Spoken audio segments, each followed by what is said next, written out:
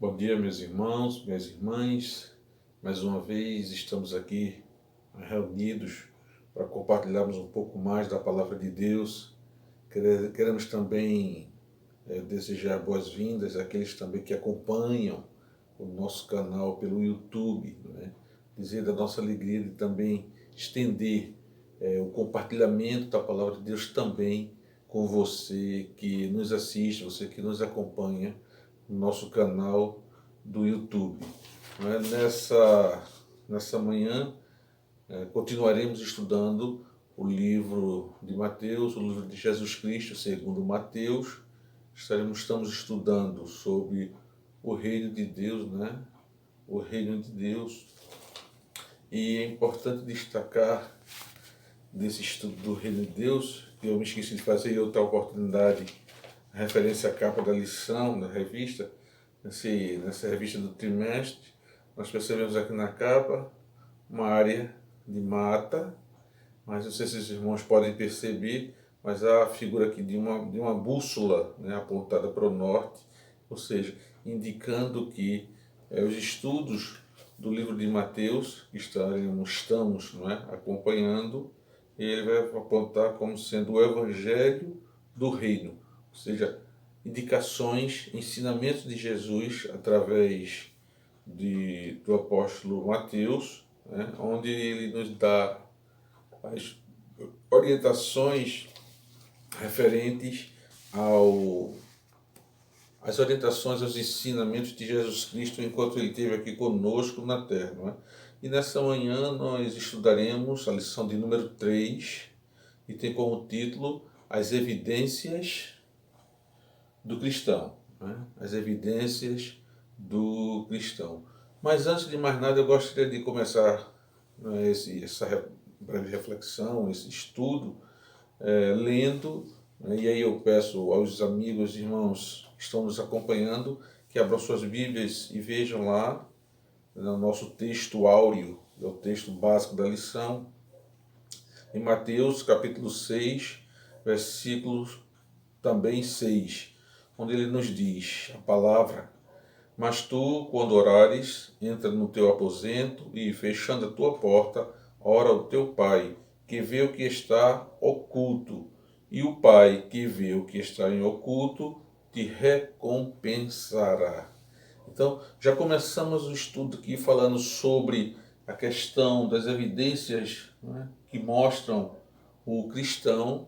Né? O primeiro passo é saber que Deus está olhando tudo que se passa na vida do cristão. Então, aquele que decide seguir a Cristo, de antemão já sabe que os olhos do Pai estão de olho nele, está acompanhando em segredo aquilo que vai lá no íntimo do seu coração, no íntimo do seu ser. Né? Então, a primeira evidência que o cristão tem é de que ele está sob os cuidados, sobre os olhos do nosso Deus. Né? E ainda pegando o título dessa lição, né, há duas questões que eu gostaria, duas observações que eu gostaria de fazer. A primeira é pedir vênia, né? Data vênia, a autora da lição, para fazer assim algumas alterações, até mesmo de ordem gramatical. Né? A primeira observação que eu faço aqui é quando ela indica aqui as, né? O artigo definido as, para indicar as evidências. Não é? Eu preferiria substituir pelo pronome indefinido algumas, não é? Porque na realidade aqui o texto ela vai falar de algumas evidências, de algumas características que identificam, né, sem sombra de dúvida, o cristão.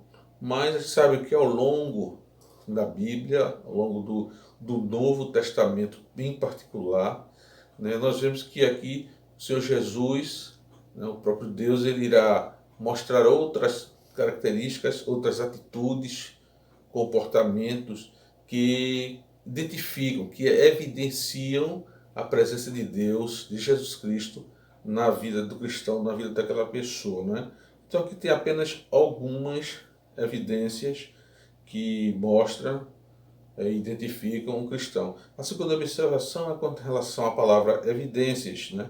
Evidências são características, são sinais que não deixam dúvida. São características que acompanham um determinado indivíduo e que não deixa dúvida dele ou sobre ele com relação a determinada coisa. Então aqui para o cristão são evidências, são atitudes que mostram realmente e verdadeiramente aquela pessoa é um cristão, é um crente, né?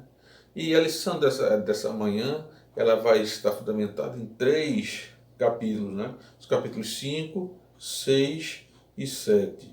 Então, esses 3 capítulos aqui, a gente vai perceber e poderia dizer que eles formam, né? Eles constituem um manual de comportamento do cristão, né? Eu chamaria até o MCC, o Manual de Comportamento Cristão. E nele encontramos, por exemplo, um perfil nesse manual. Encontramos um perfil, encontramos uma instrução, ou algumas instruções, e alguns cuidados ou advertências, que essas advertências também que são direcionadas, dirigidas aos cristãos. E começando a fazer essa abordagem, eu começaria pelo perfil, né? O perfil, capítulo 5, e ele já começa aqui mostrando as primeiras evidências, né?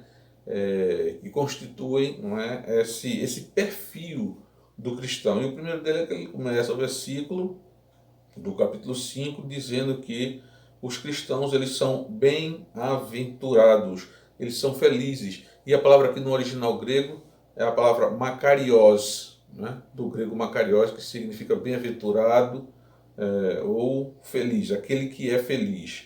Do verso 1 ao verso 3 nós encontramos que outra característica, né, outro perfil do cristão é de que ele é humilde. Humilde. E essa humildade aqui é uma característica importante, na realidade se refere à opinião pessoal, a opinião que a pessoa tem de si mesmo. Há uma passagem na Bíblia que diz que nós não, por conveniência, nós não devemos ter assim, um conceito maior a respeito de nós mesmos do que convém. Então a humildade é você reconhecer a sua condição pessoal. Se você sabe, sabe. Se você não sabe, você não sabe. De modo que você conhece os seus limites para menos e seus limites para mais. Então somente isso caracteriza-se a humildade. Em terceiro lugar, é ter uma perspectiva ou uma percepção em relação ao seu pecado. Né? Cada um conhece o íntimo do seu coração, sabe as regras que Deus estabeleceu, né? E aí você tem como parâmetro, como prumo, a palavra de Deus. Então você se coloca diante daquele prumo e aí você vai ter uma real dimensão da sua condição de pecador. Em quarto, tem uma atitude humana diante de Deus e principalmente diante do seu próximo. E aqui ele elenca as palavras humildade, coração limpo, pacificador. Então, essas atitudes, essas qualidades que eu acabei de citar, elas devem estar justamente voltadas para o próximo. Né? Amarás a teu Deus sobre todas as coisas e ao teu próximo como a ti mesmo. E para isso ele vai usar 2 metáforas. A primeira é do sal, a segunda é a luz. Então ele compara o cristão como sal e como luz. Como o sal é importante a gente saber ou relembrar de que o sal ele serve para conservar o alimento. Ou seja, se coloca o sal no alimento para que aquele alimento ele não se deteriore, ele não se estrague. E poderíamos ver isso aqui, a participação do cristão no meio da sociedade. E aqui o cristão, ele, como sal, ele vai ajudar a manter as relações interpessoais ali onde ele vive, ao redor dele. Ele vai manter os relacionamentos saudáveis. Então ele é uma pessoa que provoca sempre a comunhão, a união, a unidade. Há no futebol uma expressão que se usa: fulano, um determinado jogador, ele é um elemento desagregador. É uma pessoa que no ambiente onde ele vive, ele provoca dissensão, ele provoca tumulto. Mas aqui, o cristão, ele precisa ser um elemento saudável, que produza no ambiente onde ele está o bem-estar, a união. Também com relação ao sal, ele dá o sabor. E aqui a gente pode falar, se referir à relação de amizade. Então, o sal, ele salienta. Na realidade, ele não dá o sabor, né, como se diz, mas ele realça os sabores da comida. Ele mostra, não é, o valor que cada comida tem, que cada amigo tem. Também o sal ele foi usado durante muito tempo, né, como salário, como uma forma de pagamento, em outros casos, em troca de material como moeda, como dinheiro, daí a origem da palavra salário. Salário vem da palavra sal, que isso aqui vai nos mostrar também que o crente no meio da sociedade ele deve promover bons relacionamentos de negócio, né? O crente ele deve ser leal nos compromissos que ele assume na sua vida cotidiana. Com relação à luz, né, já com relação à luz, a gente vê que a luz ela torna as coisas mais claras, né? Aquilo que é feito à luz é revelado com clareza. E me preparando para essa reflexão, me veio a memória do meu tempo de criança, da infância, e hoje, depois de mais de 50 anos, a gente percebe que também não é tão diferente daquele tempo, né? Quando a gente estava dentro de casa assistindo a programação, televisão, ou fazendo qualquer coisa dentro de casa, que a energia faltava, então a gente escutava, as crianças davam aquele grito de admiração, né? Na realidade aquela lamentação, porque a falta de energia naquele momento provocava aquele descontentamento, aquele reboliço, as pessoas levavam topadas dentro de casa, andando no escuro, tateando, tentando encontrar a vela, tentando encontrar o fósforo, a caixa de fósforo, o candeeiro. Então era aquela agonia. Mas também a alegria era muito maior quando a energia chegava. Então, não é? A gente via aquela alegria, eu me lembrei com saudade desse tempo. E hoje, aqui na vizinhança mesmo, quando acontece isso, não é? A gente vê as crianças e até mesmo os adultos com esse mesmo comportamento. Então, se a luz não fizesse falta, quando faltasse a gente não tinha necessidade, não sentia necessidade, né, de procurar vela, candeeiro, alguma coisa que ilumine o ambiente, tá certo? E ainda nessa perspectiva de importância da luz, eu gosto muito mesmo de usar a ilustração do crente como sendo um farol, né? O crente é um farol. O farol que à noite ele é aceso, tem a sua lâmpada ali acionada, para que os navios que navegam naquela região, que trafegam naquela região, tenham uma referência, né, para conduzir a sua vida. Então, o cristão é essa pessoa que na vida ela serve também como uma referência do que é certo, do que é errado, do que é bom, do que é mal, né? Para aquele que está sem ideia, sem rumo na vida, então o cristão ele passa a ser aquela referência constante ali, né, na vida daqueles que estão ao seu redor. Em segundo lugar, vejamos agora quais são as instruções práticas, né, que o Senhor Jesus nos dá aqui no capítulo 6. No capítulo 6, nós vemos Mateus falando para judeus. Lembra que no começo, né, do estudo nós falamos que Mateus foi escrito para judeu, como Lucas foi escrito para o gentio. Então aqui Mateus ele escreve, né, ele usa as palavras para falar justamente para judeus. E quando ele cita Jesus, a gente já vê Jesus já iniciando o seu ministério, Jesus Cristo ele também ele vai falar para judeus, mas também fala para nós hoje, né? Também hoje Jesus continua falando para nós, né? Ele cita inclusive no seu discurso, ele cita Êxodo capítulo 21, versículos de 12 a 14, para falar de homicídio, né? No texto de Êxodo, lá no Antigo Testamento, no período das leis, existia lá o homicídio. E já naquele tempo, não é, o legislador, né, Moisés, ele já falava do homicídio involuntário e do homicídio premeditado, ou seja, o homicídio sem dolo e o homicídio com dolo, já para fazer essa distinção. E dentro desse contexto de morte, a gente vai ver que a ira, né, provocando a morte, a ira como um agente promotor de morte. Então, existe uma frase, a frase não é minha, mas o autor da lição, ele cita a frase que diz que quando guardamos raiva no coração, é como beber veneno e esperar que o outro morra. Guardar raiva no coração é como se tomar veneno, não é? E esperar que o outro morra. Então, a ira, a raiva, ela não faz bem ao nosso coração. Então, diante da ira, diante da raiva, nos é dada a oportunidade ao cristão de perdoar, de liberar o perdão, né, para aquele que ofende. O cantor Sérgio Lopes, ele tem uma música muito bela quando ele diz: agora é sua vez de me ensinar a lição, agora é sua vez de me ensinar o seu perdão. Então, o perdão, na realidade, ele liberta, não é, o corpo, ele cura as emoções, não é? Ele cura as emoções e traz paz ao espírito. Então, faz bem liberar o perdão, como faz bem se pedir perdão. Tudo isso é saudável e, mais uma vez eu digo, são características, não é? São instruções aqui que o Senhor está dando de como o cristão ele deve se comportar.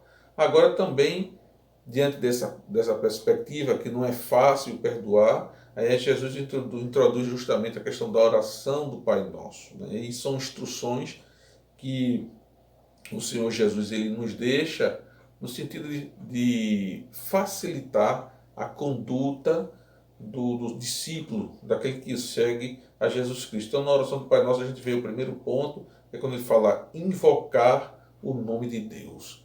Nós sabemos lá com Gênesis, lá no começo, né, com Enos, foi quando se invocou o nome de Deus, ou se adorou o nome de Deus pela primeira vez. Então, na oração do Pai Nosso, o Senhor nos ensina a invocar o nome de Deus, o nome do Pai. Também de reconhecer a santidade de Deus, né? Sede santo, porque santo é o vosso Deus.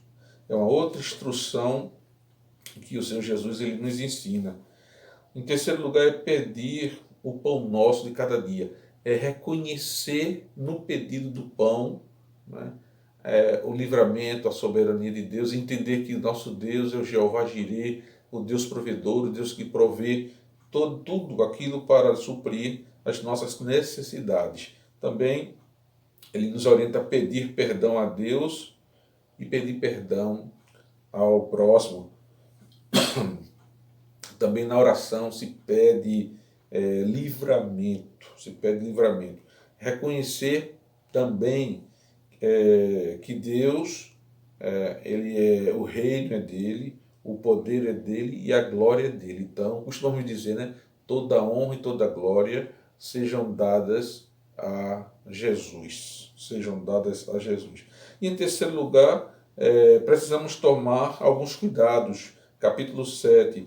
E aqui Jesus vai fazer a comparação entre duas portas, né? A porta estreita e a porta larga. A porta estreita que leva para o céu e a porta larga que leva para o inferno. E aqui a igreja de Cristo ela passa a ter essa metáfora da porta que dá entrada, né, aos céus. Então, Jesus Cristo é a porta que dá entrada para a salvação, mas a igreja ela é uma porta aberta que dá acesso à palavra de Deus, a Jesus Cristo, que dá entrada para o céu. Ele fala também da figura do lobo e do cordeiro, fazendo referência aqui a pastores, não é?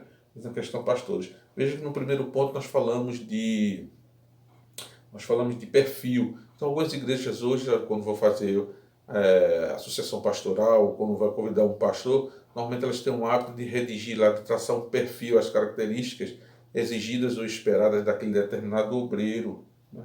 Então, aqui ele faz a observação justamente daqueles pastores que têm compromisso com a palavra de Deus, os ensinamentos de Jesus Cristo. Então, essa figura do líder, né, do diácono, do professor, daquele que lidera dentro da igreja, que essas pessoas elas tenham realmente um compromisso com Jesus Cristo. O hino 367 vai nos falar de nossa morada, né? Nossa morada na rocha está, firme e segura ela ficará. Quando o temporal sobre ela der, há de resistir todo o seu poder. Então, o crente ele tem que estar firmado na palavra de Deus, porque na areia ela desmorona. Então, Jesus Cristo é a rocha dos séculos. a célebre frase: Jesus Cristo, a rocha dos séculos. Que nessa manhã, nesse breve estudo, nessa breve reflexão sobre o tema, você se sinta bem, né? Pega a sua Bíblia, faça a leitura, né? Acompanhe esse estudo com a sua Bíblia aberta. Então é uma recomendação que eu costumo fazer, não é? Então vamos orar, agradecendo a Deus por mais um conjunto de ensinamento que Ele nos dá, né? O perfil de como crente ele deve ser, né? As instruções que Ele nos dá, os cuidados que nós precisamos ter, né? Então oremos. Senhor, nosso Deus, nosso Pai, bendito seja o Teu nome, o nome do Teu Filho Jesus. Muito obrigado, Senhor, pelos ensinamentos transmitidos na manhã deste dia. Fica, pois, conosco, nos ajuda, Senhor, a sermos melhores servos Teus, ó Pai, para que as pessoas que estejam ao nosso redor saibam, percebam que também aí Tu estás, ó Pai. Que nós sejamos instrumentos de salvação, que sejamos portas que serão abertas para o conhecimento da Tua palavra, para o ingresso na Tua igreja e a chegada até o céu, Pai. Usa-nos na manhã deste dia. Por isso, Pai, nós pedimos com perdão dos nossos pecados, em nome do Teu Filho Jesus Cristo, aquele que vive e reina hoje e para todo sempre. Amém, Senhor. Amém. Muito obrigado, meus irmãos, minhas irmãs, meus amigos, né, que acompanham também ali nosso canal. Vá lá, assista, reveja essa lição, compartilhe, né, com outras pessoas, colegas, pessoas não crentes, né, ajude-as a conhecer um pouco mais da palavra de Deus. Um forte abraço e até a próxima.